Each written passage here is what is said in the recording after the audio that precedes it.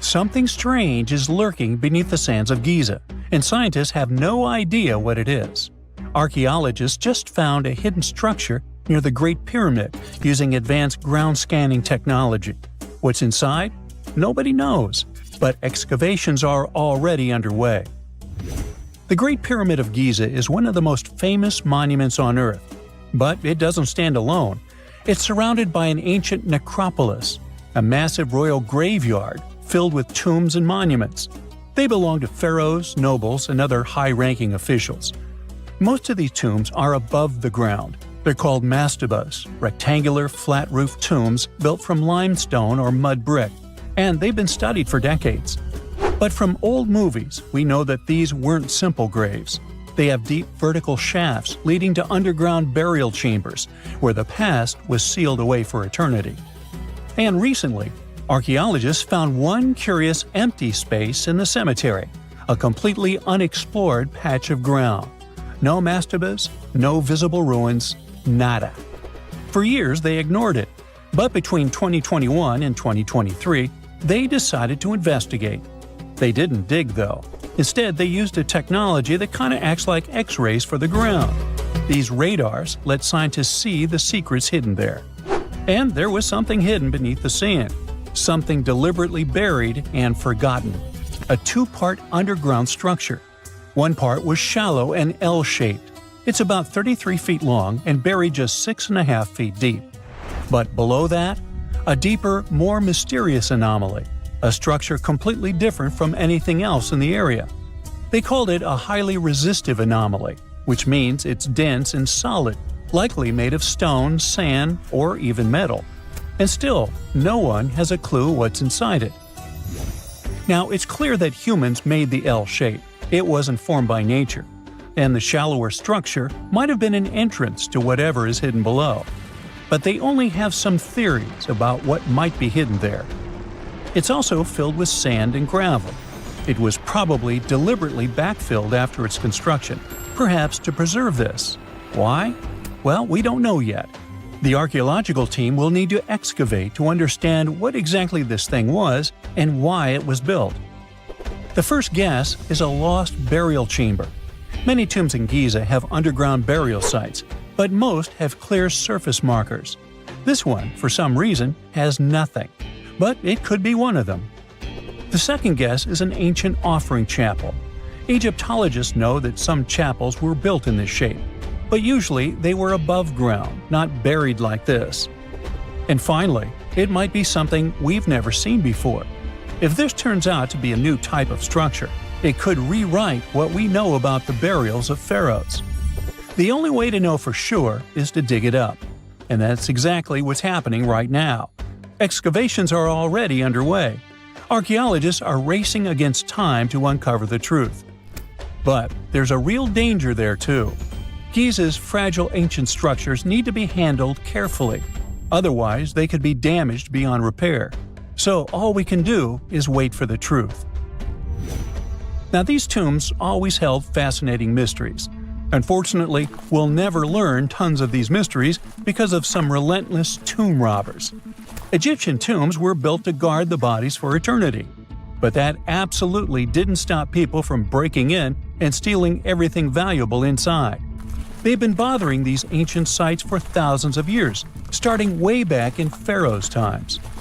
Many of the most famous tombs, including those in Giza, Saqqara, and the Valley of the Kings, were looted. It was a common practice in ancient Egypt. And they were serious about this whole thing. They dug secret tunnels to bypass traps and walls, bribed or threatened tomb workers to get inside knowledge, cracked open sarcophagi to grab gold, jewelry, and artifacts.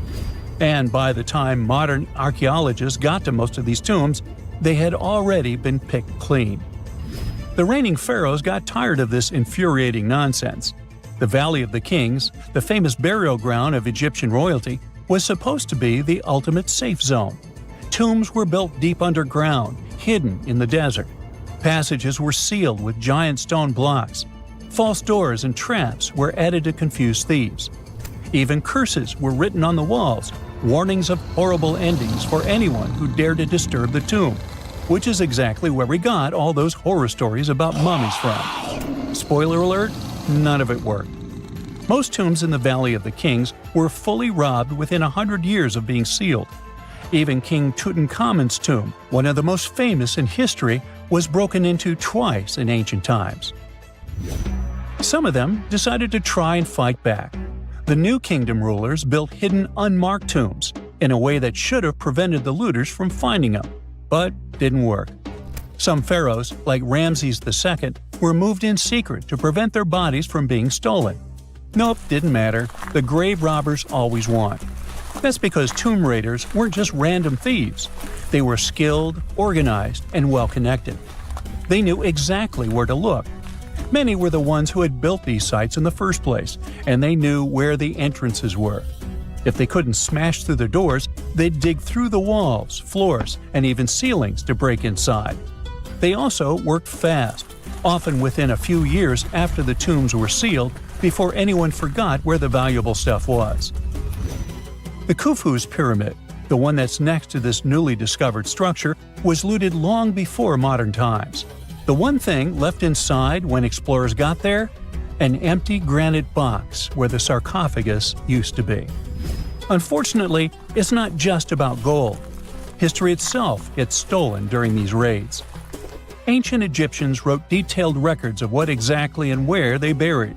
So when archaeologists compare these lists to what's found, they can see what's missing, which is often everything valuable. Most artifacts don't end up in museums. They just disappear into private collections, where they can never be studied again. Which is, of course, completely unfair. In fact, a few countries have had enough and started passing laws to take historical artifacts back from private collectors. In Italy, if you own an ancient Roman artifact, you must prove you got it legally. China is actively hunting down stolen artifacts, and they must find ways to retrieve it back from the Western collectors. In Egypt, they passed new laws making it illegal for private citizens to own any ancient Egyptian artifacts at all. Other countries, like the US, the UK, Germany, or Switzerland, are completely fine with rich guys owning their history. The British Museum is built on looted things. European empires invaded half the planet and took whatever they wanted back home. Their museums are often full of such stolen artifacts, and unfortunately, they refuse to give most of them back. For example, the Rosetta Stone. It was taken from Egypt by Napoleon's army, then stolen again by the British after they beat the French. Egypt has been demanding to return for years, but they still can't get it back. Or the Parthenon marbles. These magnificent massive Greek structures were taken from the Parthenon in Athens by a British lord in the 19th century. Greece has been begging for them back ever since, but the UK doesn't feel like it. Not to mention tons of Mesoamerican artifacts, scattered in various museums across the world.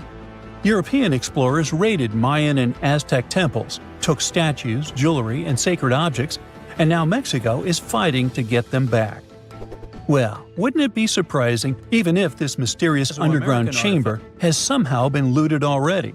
But if it's a newly found place, could it be one of the few that escaped the hands of grave robbers? Could there still be ancient artifacts, untouched for 4,500 years? We can only hope that those guys didn't get there first. Scientists have discovered a never-before-seen pyramid immersed in the sands of Judea. After a little digging, they discovered that it held treasures that had been untouched for over 2 millennia and historical secrets that we can only now access. At the Zohar Fortress site, 2,600 feet above the Dead Sea, archaeologists were searching for manuscripts that would provide new information about the history of the site. The excavation was originally part of a long-standing campaign launched by the authorities. Its goal was to protect the sites from looting and unauthorized excavations. What they didn't expect was to find a pyramid-shaped structure built on top of a hill, made of hand-cut stones, each weighing hundreds of pounds. At first, the experts thought it was just a tomb, but they soon noticed the shape of the original walls and understood that the mound was a construction. They immediately realized that someone had dug into the top of the structure, probably looters who had spotted something valuable there. Luckily, most of the structure was still buried in sand, so the most valuable finds were hidden from sight. In the first week of excavation, volunteers found fragments of papyrus, bronze vases, and even ancient furniture, which were exceptionally well preserved. The desert climate had been a great ally in preserving those artifacts over the millennia. With little humidity in the air, mold cannot form. So, organic materials such as wood and fibers are protected from cracking and deformation. Hypotheses suggested that the pyramid had been built during the First Temple period. However, new discoveries have shown that it's more recent, from the Hellenistic period. Considering this and the fact that the structure dates back 2,200 years, it's believed that it probably appeared shortly after the death of Alexander the Great, the famous ancient Greek king of Macedonia.